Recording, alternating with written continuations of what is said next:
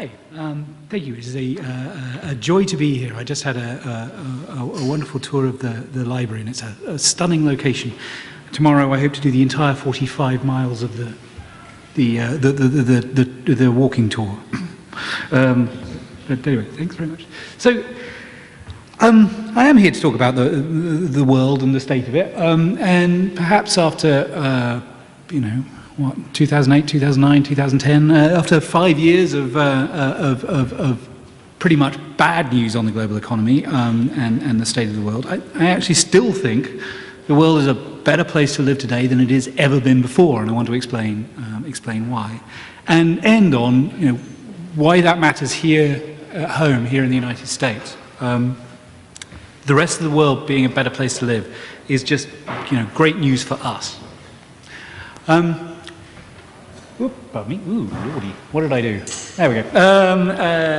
This is a picture by Hieronymus Bosch. It is his view of hell. Doesn't look like a very nice place to be. Modern economic theory pretty much suggests that this is what Africa in particular, but much of the developing world looks like, and not only what it looks like today, but how it will remain looking for the long term. This is just not an accurate view. For all of the challenges we face here in the United States and around the world, jobs, inequality, debt, climate change, and not accidentally blowing the planet up with the remaining nuclear weapons we have, this really is a great time to be alive. The greatest, I think, and unless we really muck things up, the future will be even better. But let's start with the Dismal Economists, and as good a place as any is to start with this man. He's called Mungo Park. He was a Scottish doctor who had a bit of a wanderlust. And what he wanted to do in 1794 was to set off to find the semi-legendary city of Timbuktu. See the little red circle there? That was this is actually a map from 1798. I'll explain why in a minute. It's quite surprising they had a good idea where Timbuktu was in 1798, because nobody had been to visit it yet. But in 1794, Mungo Park tried. He travelled from the coast inland, spent 2 years, got malaria, was imprisoned for a while by the Tuareg, didn't find it, came back, but would not give up. 10 years later, 1804, he tries again. This time he comes in force. He brings 41 European troops, a lot of porters, an artist, his brother-in-law, and they set off from the Gambia, which is on the west coast of Africa, and they set off inland, and they meet terrible weather and wild dogs and crocodiles and packs of lions.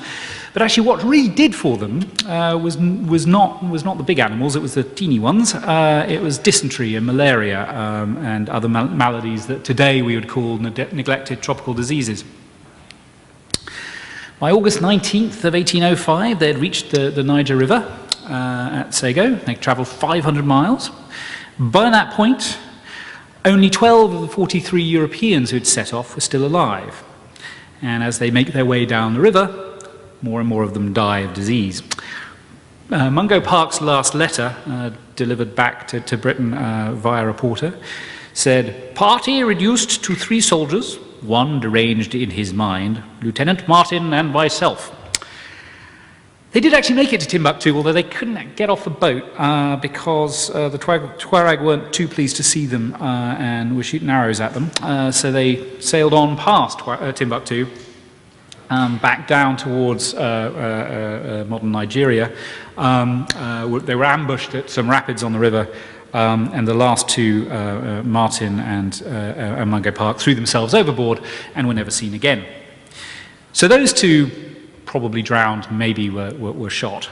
But of the 43 Europeans, all of whom died, of those 43, 41 died not by violence, but from disease. Now, contrast that story to these 2. That is Captain Merriweather Lewis and Mr. William Clark, who at pretty much exactly the same time were travelling across the States. This is a map of Lewis and Clark's journey. You've got Duluth there and the red circle, and then on the other side is the Pacific Ocean. They set off 2 years before Mungo Park did, arrived back way after his death, They set up diplomatic relations with 24 indigenous nations. They traversed the Rockies. They navigated the Columbia River. But the interesting thing is what happened to all of the people they were with. Clark's journal reports that several men had dysentery, and 2/3 of them had ulcers and boils. But of the 33 men on the expedition, one died, and he died of a distinctly uncontagious case of appendicitis. So why have I spent sort of 5 minutes, a session that's meant to be about global development and global progress, talking about 2-century-old history? Because according to sort of the big theory of development economics that dominates the field today, the difference between what happened to Mungo Park and what happened to Lewis and Clark really tells you pretty much all you need to know about why America is rich, why Africa is poor, and why that'll stay the same from now on. And I am going to illustrate it using a simple model. Here we go. Mungo Park plus nasty infectious diseases, thank you mosquitoes, leads to poverty. Lewis and Clark plus a much more friendly natural environment leads to riches. This is the theory. They were a bit, use a slightly more formal model than this, but basically this is the theory that Darren Ashimoglu and Simon Johnson and James Robinson argued in the American Economic Review 10 years ago, and since in a series of books, say that basically places which were European adventurers arrived, and what happened to them was they all died from disease. The Europeans who came after them decided the only way they were going to make money out of these places was a sort of smash and grab tactics. Go in, make as much money as you can, as fast as you can, and try and leave before you die. And so that leads to sort of a very extractive model of governance, right? You go in, you find the gold, you run away. Conversely, places that were rather pleasant for Europeans to live, and where the people who were dying from diseases weren't Europeans but were the natives, like North America, there lots of Europeans stayed. They set up institutions that are comparatively equal. Everybody gets education, lots of public services, so on and so forth, and they become rich. So tropical diseases, absence or presence of tropical diseases, leads to the nature of colonial institutions. The nature of colonial institutions leads to wealth or poverty today. Yeah. It's a reasonable theory, and one that has sort of other supporting evidence, and indeed some people have been sort of pushing the theory back, if you will, saying it's got to do with even deeper history than just colonial history. So on your left over there is the Magna Carta, a founding document of liberties from the United Kingdom. On the right is Charles V of Spain, who was a complete, comparatively complete autocrat. Douglas North, who won a Nobel Prize for this bit of research, basically says, the reason that England turned out to be richer than Spain for a long time was because England had this liberties and Spain had a nasty king, and the rest is history. One was much more equal and appropriate to strong markets than the other. There are theories that link, this is the slave bark wildfire, there are theories that link what happened both in Africa and the New World to the number of slaves and where they came from in Africa in particular. There are theories that go further back than that. This is a picture of Columbus's boat. It's a picture of a replica of Columbus's boat. We don't have the original. But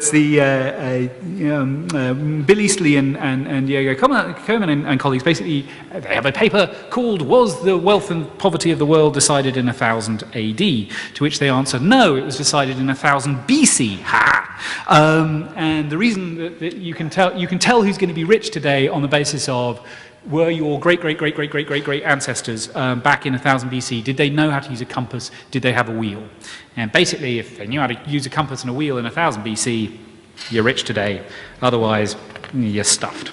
Now, anybody who's read Jared Diamond will know that mere millennia is nothing. Basically, your success or failure in terms of modern development depends on whether your great grandparents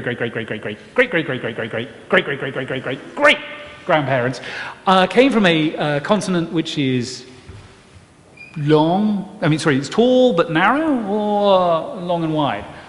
Basically, if your ancestors are from the long and wide bit, you're doing well. If your ancestors are from the tall bits, you're doing really badly.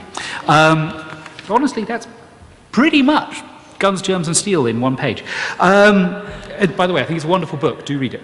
Anyway, there is something to all of that. I mean, and partially we know there's something to all of that because the circle, the same map that Mungo Park had, the circle there is Liberia. Now, Liberia has an income today, as well as we can measure it, income per head today, about the same as Gaul had in the time of Julius Caesar. The Democratic Republic of the Congo, basically at the bottom of the map there, is slightly poorer than that. All 12 of the poorest countries in the world are in Africa. 19 out of the top 20 poorest countries in the world are in Africa. The one exception is Afghanistan. Some of these countries are almost as poor as they ever could have been, because we know you can't get much poorer than that without simply dropping dead for lack of food. This is all a little depressing.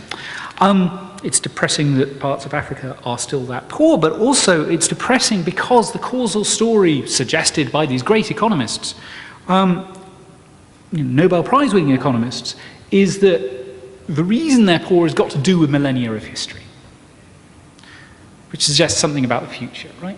If the causes are that deep, countries sort of on the wrong side of a historical divide are sort of destined to poverty and ill health and illiteracy and civil unrest and dictatorship and, general misery. Liberia will remain Liberia forever. But the good news is, for all of their genius, these economists must be missing a large part of a story.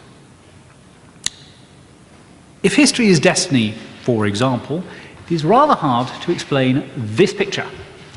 This is the world at night, or indeed just a bit of the world at night. This is the Korean peninsula at night.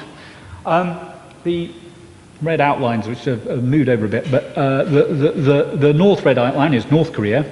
You will see there's not much in the way of white splotches there, white splotches being city lights. The southern bit is South Korea, where it's all lit up. That is because one of the world's great growth successes, South Korea, now a member of the OECD Club of Rich Countries, is right next to one of the massive failures of development of the last 50, 60 years, North Korea. Now, the thing about that is 50 years ago, they were the same country. They had a very similar history going back through time. They had very similar disease profiles, all that kind of stuff. One is one of the richest countries in the world, the other is one of the very poorest countries in the world. And actually, the other reason for confidence is going back to Africa. The last decade has seen Africa doing stunningly well in terms of economic growth, from a low level indeed, but 6 out of 10 of the fastest growing economies in the world over the last 10 years have been in Africa. Ellen Johnson Sirleaf in Liberia, the president of Liberia, has been doing spectacular work making Liberia a little bit less of a miserable place to live than it's been. It's still very poor, still got huge problems, but by golly, it's better than it was 10 years ago. And anyway, just focusing on money really is missing a large part of the picture, because we've seen ubiquitous global improvement in other measures of the quality of life. I want to run through one example. I took this picture in church in Lewis, Delaware. You'll see 4 names on it, 2 parents, Henry and Elizabeth Lyons, and their 2 kids. The thing to notice about their 2 kids is when they were born and when they died. Sadly, Henry Verdon Lyons Jr., born October 1st, 1897, died 1898. Robert Chambers Lyons, born 1902, died 1903. Here are the gravestones next door. Samuel Rowland, born 1852, died 1853. John Poynter, born 1854, died the same year. This churchyard in Delaware is not a particularly special churchyard for its period, for the mid-19th century. Churchyards the world over that have 19th century gravestones are littered with the gravestones of children. Why is that? Because historically, being a child was an immensely dangerous experience. Child health was very poor, and it didn't matter if you were in a comparatively rich country or a comparatively poor country. A third of all children born died in infancy. Look beyond health. It's a picture of a schoolhouse. The village school by Steen. It's in the Dutch Golden Age. Holland was for a while in the 16th, 17th century the richest country in the world. And it did actually have quite widespread education. You do wonder a little bit about the quality of learning there. But anyway, lots of kids were in school. But it still, education used to be completely the preserve of a global elite. What about sort of liberties? Frontispiece from Hobbes, The Leviathan. 1776 in the United States. Wow. Great moment for liberty, and yet we know there was still very widespread slavery. We know that women didn't have the right to vote, indeed in many places didn't have the right to own property. Severe limits on liberty in the most free country in the world at the time. One thing about violence. If you go back to the 13th century, typical homicide rates in Europe were about 32 per 100,000 people. It's more than 20 times their level today. And there was a lot of other violence aside. Okay, that's the past. This is more what the present looks like. This is Bessie Cooper. She's 116. Now, those raised on stories of Methuselah won't be impressed by 116. But honestly, Bessie really is a sort of a great symbol of the fact that people are living longer than ever. When she was born, the average life expectancy for a person, average amount of time that a person born could expect to live on average, was 30 years. Today, worldwide, the average is more than twice that. It's 67 years. Returning to child health, I said that historically about a third of the kids died before the age of 1. By 1950, that was down to 15%. Today, it's closer to 4%. It's less than 1 in 20, from 1/3 to way less than 1 in 20. And that decline has happened everywhere. It's not just a story of rich countries. It can't just be a story of rich countries because most people live in poor countries, right? So it's a really global story. What about education? Between 1950 and 1999, global literacy, badly measured, but still, global literacy climbed from about half the world being able to read a simple paragraph to about 80%. Primary school enrollments everywhere are nudging towards 100%. In Africa today, they're close to 100%. Everywhere else is ahead of that. Again, what about liberty? Well, this picture of Tahrir Square. We all know that liberty in Egypt is a uppy-downy kind of thing. They're not under a democracy right now, but the broad sense of progress represented by what was going on in Egypt, again, is a worldwide phenomenon. There have never been as many countries that are democratic than there are today. And war. The number of wars ongoing worldwide fell between 24 to 5 between 1984 and 2008. The number of war deaths per person, sort of per capita, are at a lower level than they've been for more than a century. Wars are just a lot rarer than they used to be. And crime rates, even during this recent recession, crime rates keep on dropping. And really, this is a global phenomenon. Going back to the lands traversed by Mungo Park. Niger is around there. Niger is a depressing place in many ways, and one of the ways it's depressing is if you look at the income statistics, it's actually poorer than it was in 1960. Indeed, the average income of a person in Niger is half what it was in 1960. If there has been a global development failure, Niger would be fairly close to the top of the list, I think. Having said that, this is my daughter, Alex, from a few years ago. I can't say how happy I am that I never had to buy a tombstone for her like Henry or Elizabeth Lyons did for their kids, or Alfred and Hannah Wilbank did for their kids, Samuel and John. And I can't really think of a better measure of progress than fewer kids dying. Take Niger. Last week in Niger, this many kids celebrated their first birthday who would have died before that because of improvements in child health in Niger over the last 40 years. This many kids a year, 42,400 Alexes. It's the number of kids born last year in Niger who will survive to their first birthday because infant mortality has dropped so rapidly in the country. And again, I'm pointing to a complete development failure. Well, or not.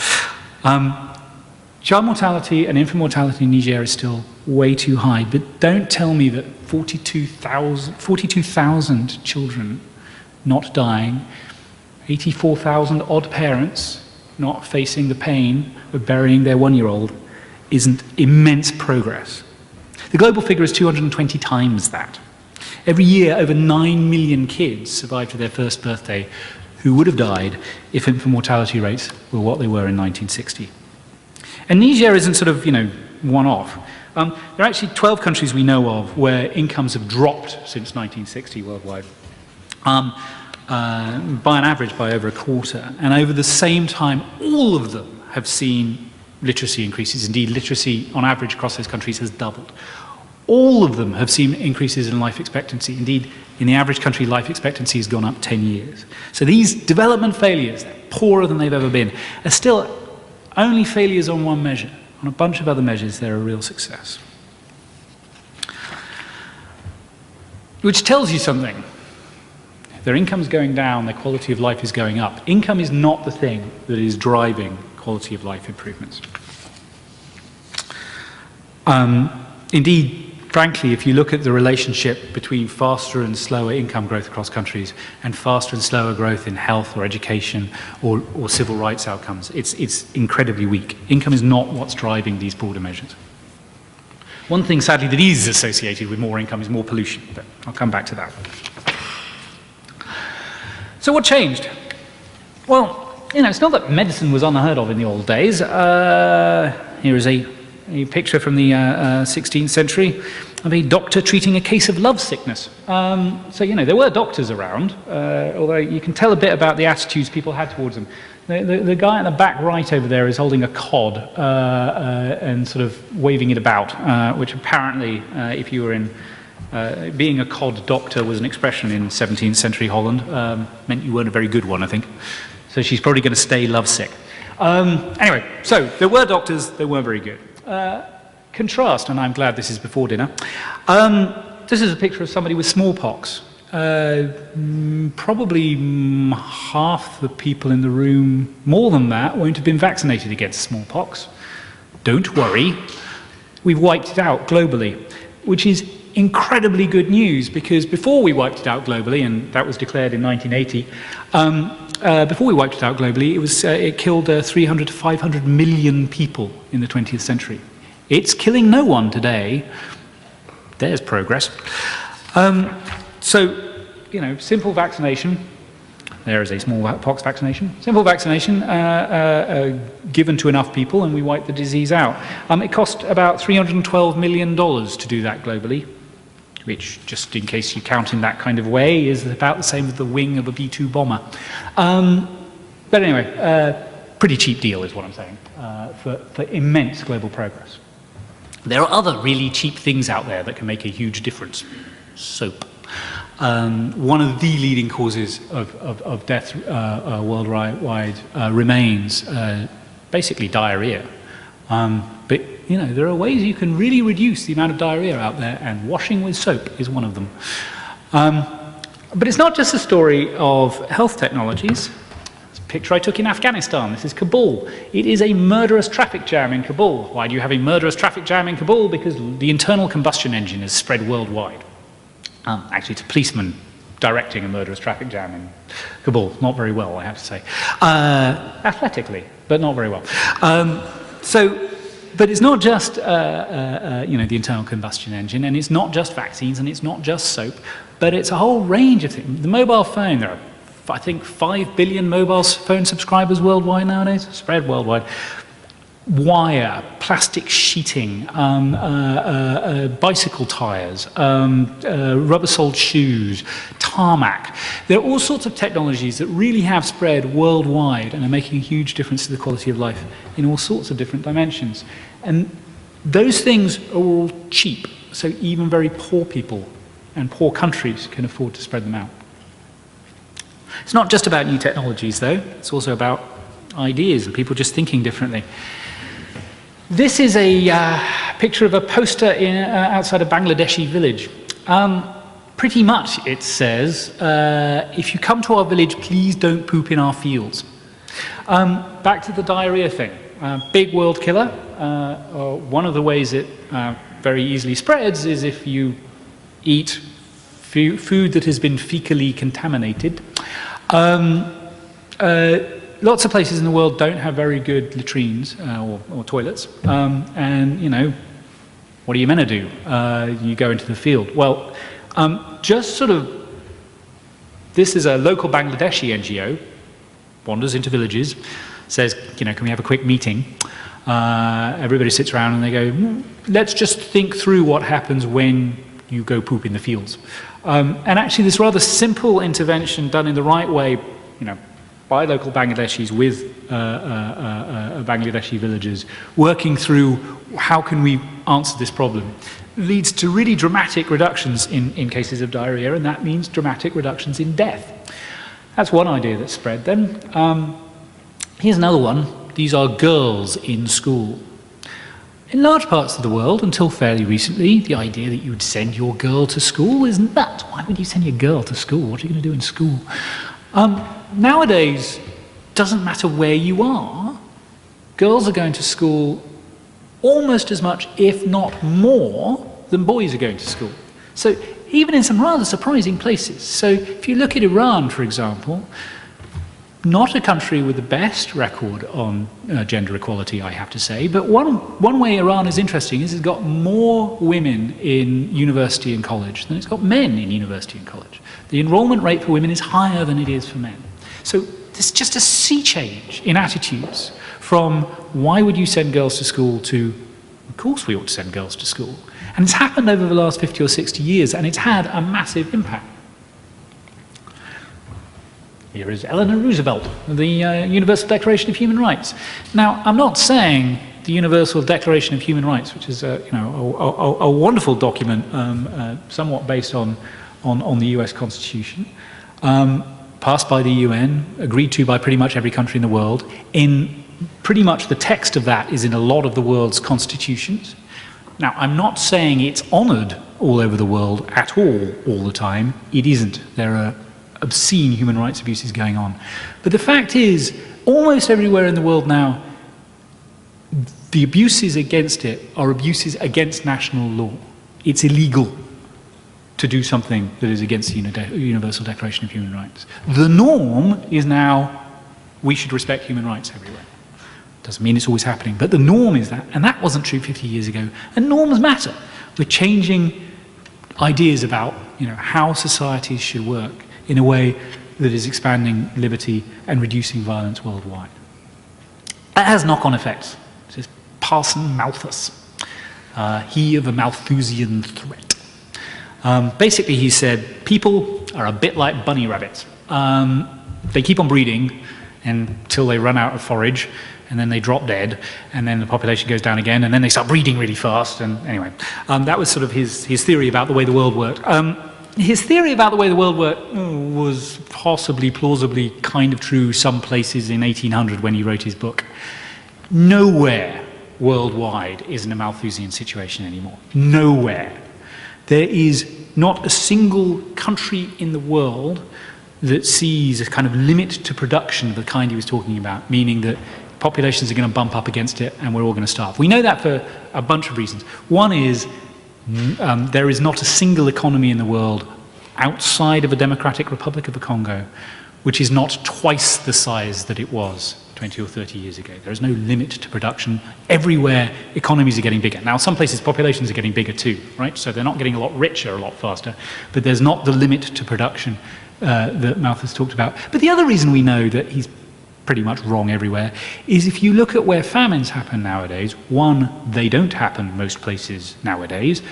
They're much, much rarer than they used to be. And two, they only happen where they are intentionally brought about by really nasty people. So the last reasonable-sized famines we've had have been in North Korea and Somalia under the bits controlled by Al-Shabaab, an Al-Qaeda-affiliated bunch of loonies.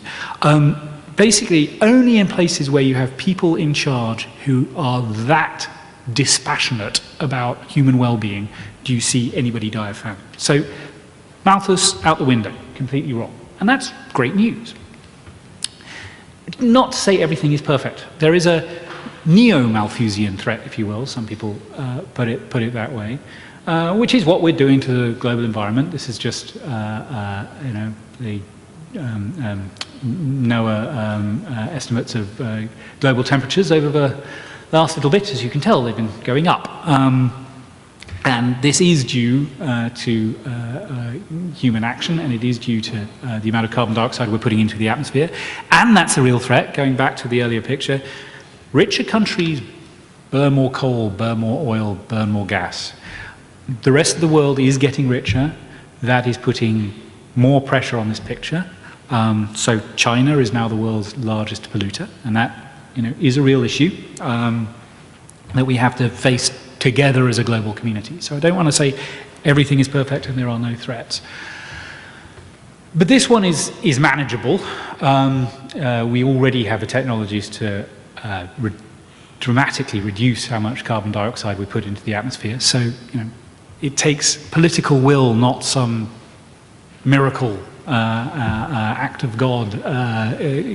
We know what to do. We know how to do it. It's not even that expensive. All we need is the political will. And this is the biggest threat we have to continued progress. It's a big threat, but that's pretty good. If this is the biggest one we've got, it's still pretty good. This is the world at night again. More and more of it is going to be lit up. That does have the problem of how we generate the electricity, and I hope we generate it using renewables. I'm even willing to put nuclear on the table, but anyway, that's for another talk. I hope we generate it in responsible ways. That's good news. It's not fun going to bed when the sun goes down because you can't see anything. It's even perhaps less fun to be using kerosene, which is what people use when they don't have electricity, because kerosene, having a kerosene lamp in your house is like smoking 2 packs of cigarettes a day. Really not good for your health. So I hope we see more of the world lit up by electricity as it gets richer, which it is. Perhaps more to the point, as the world gets healthier and more educated, and liberty continues to spread, it's going to be a more and more wonderful place to live for the people there and for anybody who wants to go visit them. And that means something for the United States. I think too often the discussion of the rest of the world in the United States kind of breaks, or at least the rest of the developing world in the United States breaks down into thinking about the developing world into 2 categories, right? You've got the Democratic Republic of Congos and the North Koreas and the Afghanistans and the basket cases, which are seedbeds of terror, and we're really worried about them. And then you've got the Chinas and the Indias and the Brazils that are getting really rich and powerful and are competing with us, and so we've got to worry about them too. Basically, we have to worry about the developing world. It's bad one way or another. So this is just Foxconn in China. We worry about that. We worry about the fact that China has an aircraft carrier now. I would point out about that aircraft carrier, it is a hand-me-down from the Soviet Union to the Ukraine, which was then handed me down again to China. You'll notice there aren't any planes on it, and there's one of them. But anyway, China has an aircraft carrier, so we're going to worry about that, right? They're going to invade somewhere. Huawei, there were congressional investigation into Huawei, which is a Chinese telecoms firm. Ironically, over the fear that the Chinese were going to be bugging our phones. Anyway,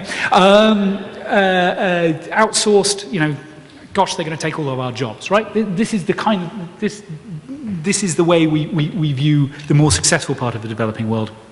And the less successful part of the developing world we view as, a basket case that is a problem. I think both of those images are wrong. There are fewer and fewer basket cases because the developing world is doing very well, and that's great for us.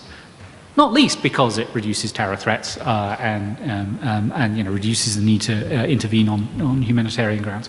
But also, there's more and more of the world that's actually getting rich, and this is good for a number of reasons. They invent stuff which we can use.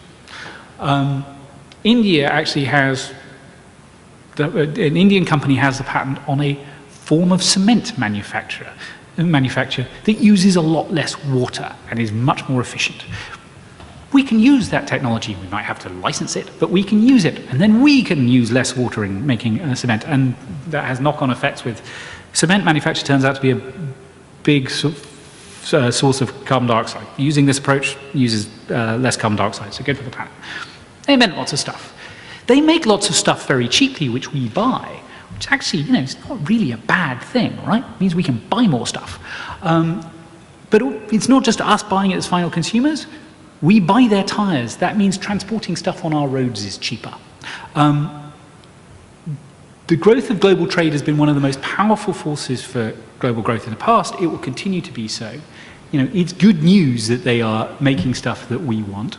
And by the way, the 20 fastest growing economies in the world over the last 10 years, all of which are developing economies, have seen the amount they buy from the United States go up 5-fold. When they get richer, they buy more stuff from us. It's a great place for us to put our investment money. They invest in the United States as well. That's another win-win. People move back and forth. That's a powerful force for economic growth. Having more of the rest of the world being somewhere you might want to visit, or indeed places that they might want to come and visit us, is just fantastically good news, and is particularly fantastically good news for the younger people in the room, because it means you don't have to think that the opportunities stop at the Pacific and the Atlantic, or at least this side of the Pacific and the Atlantic, and the Caribbean, and the Canadian border. You can keep on going, right? There are a lot of fascinating places to be in this world at the moment, where we're seeing, fantastic economic growth, exciting new companies being born, new approaches to tackling old development challenges and old challenges that we face here at home. It's just a rich and exciting time to be alive.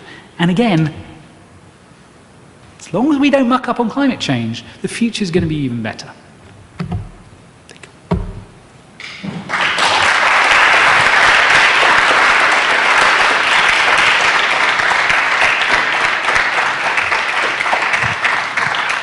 We do have time for some questions. If you raise your hand, we'll get a microphone to you. Well,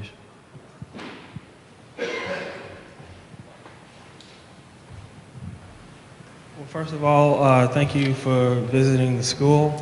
My name is Ramirez Biddle, Clinton School student, class 9. My question to you, I'm looking at this from a rural America perspective. And rural American jobs have been decimated by global development. And so for those in rural America that would look at this, they would say, this is great, but what does this mean for me and why should I care? So in order to answer that question for rural America, how can we make rural America more economically fertile to participate in the new global economy? To be honest, and I know rural America's parts of rural America have been having a very tough time. That's not to do with globalization. That is, well, I mean, sort of, the agricultural part is to do with the way that the US domestically does agriculture, right? I mean, the jobs have been leaving agriculture because factory farming is the way that most agricultural produce is produced in this country, and it's not really to do with globalization. But how do we make things better for rural Americans? One approach is to make things better for rural America, and one is to make things better for rural Americans, and I think those two things are different. I would say the thing that drives more opportunity is decent education, a good foundation of good healthcare, better preschooling, sort of making sure that everybody has the opportunity to compete in the United States or go abroad and compete somewhere else. And so, I'd say it's about making sure that the safety net in the United States is strong enough that everybody has that opportunity. And that is about education, but it's also, it's also about education, making sure education is really good. But the safety net, it's about health, it's about, and health care, it's about decent nutrition and so on and so forth. That underpinning a good education system, making sure kids, are well prepared to come to school to learn, is probably the best way to make sure that the next generation has the opportunities it needs, either to stay in rural America and be part of the jobs that do remain there, or if they want to leave.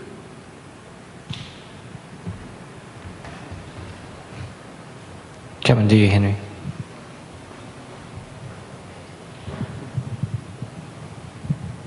Back to your chart, which showed the average December-January mean temperatures that ran from 1860 to the present. The latter half of the chart was very easy to understand, yeah. Which looked like about a 0.6 of a degree increase. Can you explain the decline in the average mean temperature between 1860 and 1901? I shouldn't claim to be a climate expert, so the short answer is, sorry, I shouldn't claim to be a climate expert, and the short answer is no. There are random fluctuations, but Anyone else? Yes, Steve. What do you see as threats that might make things worse instead of better? So beyond climate change, I do actually think the US is still, on any market measure, the biggest economy in the world. If you add together the rest of the G8 club of, big, rich, important countries comparatively important countries like, Germany and Japan and the UK, still basically control a lot of the global economy. I think there are two ways for the G8, and in particular the US, to go over the next 20 years. One is to go insular and say, these changes scare us, we want no part of it, we're worried about our relative power, our relative position, we're not going to agree to changes in the global financial architecture, in global trading regimes, in order to help these countries, help us all do better, but will have the effect of helping poorer countries get richer. We're going to build a wall. I think that would be terrible for the United States. I think it would be terrible for Europe, but it would also be terrible for the rest of the world. It would be a great way to slow down global economic growth. It would be a great way to slow down progress in global health. On the other hand, if we kind of open up and accept that the world is going to change. So the US economy in any market term is still the largest one in the world. Next year, or last year, depending whose statistics you believe, the Chinese economy on purchasing power parity terms became bigger than the United States. Purchasing power parity means how much can you buy for your dollar? So if you go to a dollar store in China, you can buy more for that dollar than you can in the United States because a lot of stuff is cheaper. If you kind of allow for that when you're exchanging your money and measuring the size of the economy, China's economy may be larger. Now, one big reason for that is China has about 4 or 5 times as many people as the United States. So actually, each individual Chinese person is a good deal poorer than the average in America. 1/6 as rich as the average American. But add them all up, and the size of the economy is about the same. Whether we see that as a threat or an opportunity really matters. Now, I don't see a reason to see it as a threat. I honestly don't. or I don't see good reasons to see it as a threat. I see it as a huge reason for opportunity. That is 1.x billion people who can have new ideas, who can build stuff that we want to buy, so on and so forth. If we seize that opportunity, it's going to be better for China, it's going to be better for us. Multiply that up by, add in Europe to that story, add in Brazil and India to that story. If globally we seize this opportunity, I think we can make huge progress. If we globally decide to go insular, like we did in the 1930s, things could be a lot grimmer.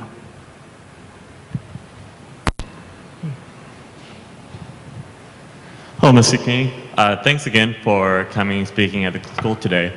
I was wondering, I was looking at your blog and I saw that you had written that, or questioning whether if the development of internet infrastructure really correlated with economic development. And I was wondering, if that being the case, why would you say that addressing issues like the digital divide matters?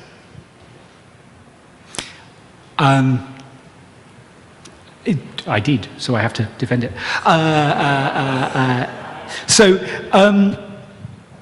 I think the internet has been a really powerful force for change. For a start, how much time do we all spend on it? I don't think it necessarily has a very big impact on GDP statistics. Right? And I think that partially because, by golly, we all spend a lot of time on the internet, and pretty much everybody here has the internet now, has access to the internet nowadays. And the US economy over the last 10 years has not been growing very fast. The evidence is just against a huge economic impact of the internet. A lot of this talk was about the difference between GDP and other stuff that matters. I mean, if what you care about is leisure time, for example, and surely we all care about leisure time, the way we've spent our time over the last 20 years has changed hugely, and it's thanks to the internet. And it's not just the States, and it's not just Europe. I mean, again, going back to these statistics on mobile phones, 5 billion mobile phone subscribers worldwide. A lot of those phones are smartphones, right? Worldwide, I don't think there has ever been such a rapid change in how people spend their time as there has been over the last 15 years, and it's due to the internet. So I think the internet has had, big impacts in lots of important ways. It is not necessarily as a driver of economic growth. Maybe that's a reason to care less about economic growth. Yes, sir. First of all, I like your approach to human development. From what I'm hearing, it's kind of what I'd call the capabilities approach, human development approach. Is that fair to say? You're familiar with that? Mm-hmm. Okay. Two concerns. One is Nick Kristof and Half the Sky. Are you familiar with that effort that brings the problems of women around the world? You don't seem to see that as the biggest problem as they do. You could respond to that. And the other thing is about the threat of peak oil and the loss of oil declining rapidly. What kind of threat does that hold? I mean, it would help for climate problems, but it would have a different worry. Sorry, on the first one, you are right, which is to say, I always need to balance this presentation more than I do by pointing out that just because there's been immense progress, I think nearly everywhere, doesn't mean there isn't a huge way to go. In Russia, if you are a woman, you are not allowed to drive a train or be on a ship, and be on a commercial trawler ship. This is nuts, and Russia is not a particularly bad place globally to be a woman. It's kind of in the middle, and yet they have these ridiculous rules on what women can do and what they can't. Other places it gets a lot worse. We get to female genital mutilation. I don't know if you saw recently there was a wonderful protest in Saudi Arabia. A whole load of women just got into a car and drove. That counts as a protest in Saudi Arabia because it's illegal. There are still huge issues here. I would say the trend is in the right direction. If you compare the number of countries 40 years ago that said women weren't allowed to own property independent of their husbands, it was kind of half the world, and now we're down to less than 10%. So there's been progress, but by golly, there's still a long way to go. On peak oil, when you, it would be a disaster were we to run out of oil tomorrow. We're not going to.